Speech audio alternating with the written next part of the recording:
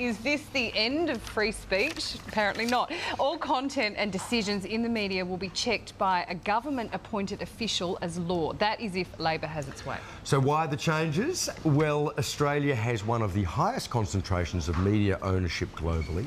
11 of the 12 city papers are owned by just 2 companies. Now, the government wants to overhaul this with a media advocate, which it will appoint. The advocate will have the power to approve or block changes in media ownership. They will also rewrite the ABC and SBS charters and end the 75% reach rule. Now, that's the rule that is designed to stop a media outlet from dominating the media environment in a particular area. So, should the government give itself this much power? News Limited editorial director Campbell Reid joins us live in studio, along with Alex Philipatos from the Centre for Independent Studies, while political reporter Alex Hart is from Parliament House. Good morning to you all. Morning. Morning. First of all, Campbell. News Limited. We don't really need to get your opinion, do we? Please. Regard media ownership. You know, they say that PEMA, the new body overseeing the other regulatory bodies, will apply a public interest test to determine whether or not it's in the public interest that a particular company should own more than 75% of it, etc. How do you operate a public interest test like that, and how are they operating it in other jurisdictions where it already applies? Well, badly. If you speak to people in the UK where they have a public interest test, it is responsible effectively for paralysis of business and commerce. There are stories of companies wanting to do a deal with each other frozen for 3 years. Well, that has worked out under the public interest test. The other thing about the public interest test is it assumes failure of our current regulation, and there's no evidence at all that the ACCC, the Foreign Investment Review Board, ACMA, which oversees broadcast media, none of these are failing organisations and have a good track record of protecting consumers and competition and ensuring the regulation goes on as it should. This is an entirely unnecessary layer of public interest disguised as political interest, in our view. Alex Philipatos, how important is it, I can't believe I need to ask this question, to have free speech? Oh, a free press is... Free press, so sorry, excuse me. Same thing. A free press is the cornerstone of any free society and a well-functioning democracy. We need a free press to keep abreast of issues of public policy, and we also need it to keep our governments accountable. And any attempt by government to regulate in any way or circumscribe a press should be viewed with severe suspicion.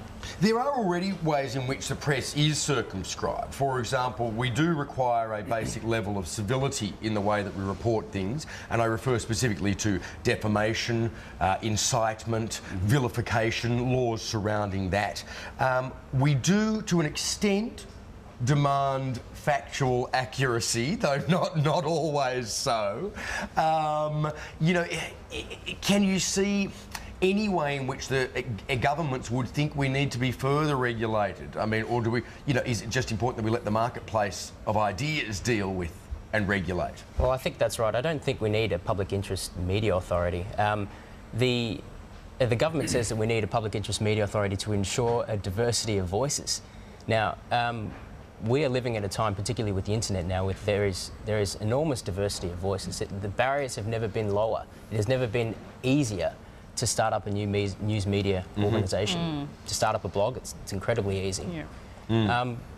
Like Campbell was saying before, the public interest is one of those vague ideas that will come to mean political interest. Right, yes. I think. Well, I mean, the Alan Jones case of last year is a really good example of how the public determined the public interest, isn't it? Sure. Without the need for a regulator to get involved. Well, we're living in an era of incredibly opinionated journalism as we go on, it seems.